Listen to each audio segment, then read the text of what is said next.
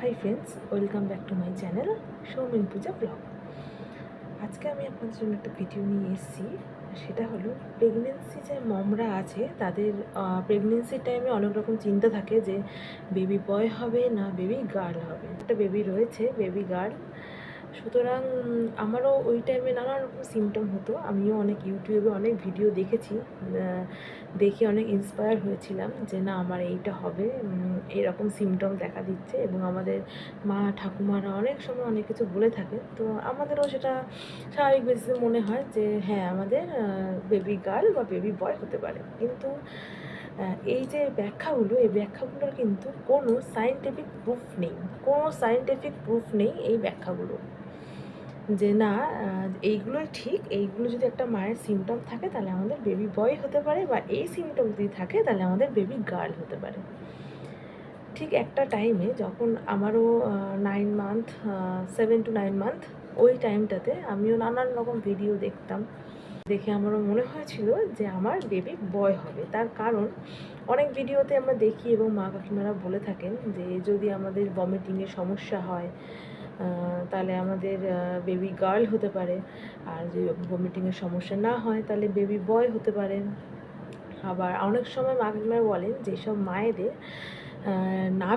নাভিটা যদি আমাদের ভেতর দিকে ঢুকে যায় তাহলে, এবং নাভি থেকে বুক অবধি সোজাসুজি স্ট্রেট একটা লাইন থাকে, মানে দেখা যায়, তাহলে নাকি বেবি বয় হবে। এবং লাইনটা যদি স্ট্রেট না থাকে তাহলে নাকি বেবি গার্ল হবে। এইসব অনেক সময় অনেক কিছু বলে থাকেন। এবং অনেক সময় বলেন যাদের অতিরিক্ত গ্যাস হয়, গ্যাসের সমস্যা দেখা দেয়, তাদের নাকি বেবি বয় হবে। এবং যদি গ্যাসের সমস্যা কোনো রকম না থাকে তাহলে নাকি বেবি গার্ল হবে। যেমন প্রথম পয়েন্টটা বললাম, ভমিটিংয়ের সমস্যা থাকলে নাকি বেবি বয় হবে, এবং ভমিটিংয়ের সমস্যা না থাকলে নাকি বেবি গার্ল হবে। আদৌ কি সব কিছু সত্যি না মিথ্যে, সেটাই আজ আপনাদের সাথে শেয়ার করতে চলে এলাম। তো আমারও একটা টাইমে, আমিও যখন মা ছিলাম তখন, মানে হব আর কি, মা মানে প্রেগনেন্ট ছিলাম যে টাইমটাতে, সেই টাইমটাতে আমারও অনেক কিছু মনে হতো যে হ্যাঁ আমার হয়তো বেবি বয় হবে। হ্যাঁ আমার তখন যেসব সিমটমগুলো ছিল বেবি বয়েরই, মানে আমি যেইটুকু ভিডিও দেখেছিলাম ইউটিউবে, প্রত্যেকটা প্রেগনেন্সির ভিডিওতে কিন্তু যেসব সিমটমের কথা বলেছিল তাতে কিন্তু আমার মনে হয়েছিল আমার বেবি বয় হবে। এবং যখন সত্যি কথা একটা শেয়ার করি আপনাদের সাথে, তা যখন মেডিসিন টাইমে তো ওটি রুমে ডক্টর যখন বেবিটাকে বার করে, বা সে সিজারেই হোক বা নর্মালি হোক, তখন কিন্তু ফার্স্ট টাইম মানে একদম শুরুতেই মাকে দেখায় যে আপনি বলুন কী হয়েছে, মেয়ে না ছেলে, মানে বেবি বয় না বেবি গার্ল। তা ওই টাইমে আমার মনে হয়েছিল যে তা আমি তো বললাম মেয়ে হয়েছে। মেয়ে হওয়ার পরে ভাবলাম যে ওই টাইমটা আমি যে সিমটম, মানে ওই টাইমটা থেকে বেরিয়ে এসে, মানে যখন মেয়ে হয়ে গেল, তারপর ভাবলাম আমি যে সিমটমগুলো দেখেছিলাম বেশিরভাগ সিমটমের কথা লেখা ছিল যে, মানে সিমটম দেখে মনে হয়েছিল যে আমার বেবি বয় হবে, কিন্তু অ্যাকচুয়ালি হয়েছে বেবি গার্ল। এবং সেটা নিয়ে আমরা প্রচণ্ড খুশি, মানে ভীষণ খুশি। তার কারণ সব কিছু ঈশ্বরের দান, ঈশ্বর যেটা যাকে দেবেন সেইভাবেই আমাদের অ্যাকসেপ্ট করতে লাগবে। সুতরাং আমি তাই আপনাদের, মানে যাদের বেবি হবে, যেসব মায়েরা মানে ভীষণ, আমি জানি তাদের মধ্যে কী এক্সাইটমেন্ট কাজ করছে যে কবে বেবি হবে এবং কবে আমরা তাদেরকে দেখতে পাবো। কারণ এক টাইমে আমিও দেখেছিলাম এরকম প্রচুর ভিডিও। তা আমার মনে হয় বেবি গার্ল হবে না বেবি বয় হবে, এর থেকেও বেশি ডিপেন্ড করছে যে আপনার বাচ্চা যে সে পৃথিবীতে সে কতটা সুস্থ হবে, কতটা সুস্থ থাকবে, কতটা ভালো তাকে আমরা রাখতে পারবো।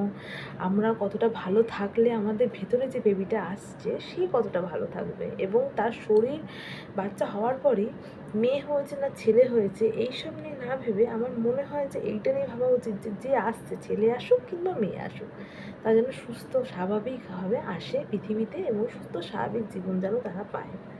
এইটাই হচ্ছে আমাদের আশা। একটা টাইমে আমিও এরকম অনেক ভিডিও দেখে এসেছি। সুতরাং আমার মনে হয় যে এরা আমার পার্সোনালি ওপিনিয়ন যে তোমরা সবাই বেবি বয় হবে না বেবি গার্ল হবে এইসব কথা না ভেবে শুধুমাত্র মাইন্ডটাকে সেট করো যে বেবি বয় হোক বা বেবি গার্ল হোক, আমাদের যে আসছে তাকে যেন আমরা ভালো রাখতে পারি, এবং পেটের মধ্যে যখন সে আছে সে যেন ভালো থাকে, এবং পেট থেকে বেরোনোর পর যেন তার সব চোখ নাক কান মুখ যেন সুস্থ স্বাভাবিকভাবে সে জন্ম নিতে পারে। সে মেয়েই হোক ছেলেই হোক। আজকালকার দিনে কিন্তু কোনো মেয়েই কোনো ছেলের থেকে পিছিয়ে নয়। ছেলেরা ঠিক যতটা এগিয়ে মেয়েরাও ঠিক ততটা এগিয়ে, পারলে তার থেকেও বেশি এগিয়ে। সুতরাং ছেলে হোক মেয়ে হোক এটা কোনো ম্যাটারই করে না। তাই এই বেবি সিমটম বেবি বয় হবে না বেবি গার্ল হবে এটাও আমার কাছে এখন একটা টাইমে ম্যাটার করতো, যেহেতু আমিও অনেক ভিডিও দেখেছিলাম। তো এই টাইমে এসে আমারও আর এগুলো কিছু ম্যাটার করে না। তার কারণ আমি তো তোমাদের সাথে আগেই শেয়ার করলাম যে আমার যেসব সিমটম ছিল সেসব বেবি বয় হওয়ার সিমটম ছিল, কিন্তু আমার হয়েছে বেবি গার্ল। হ্যাঁ, আমি জানি যে অনেক মায়েদের সাথেই এই ভিডিওগুলো ম্যাচ খায়, বা অনেক মা ঠাকুমারাও বলে, যেগুলো বলেছে সেগুলো ম্যাচ খেয়ে বেবি বয় বা বেবি গার্ল হয়েছে।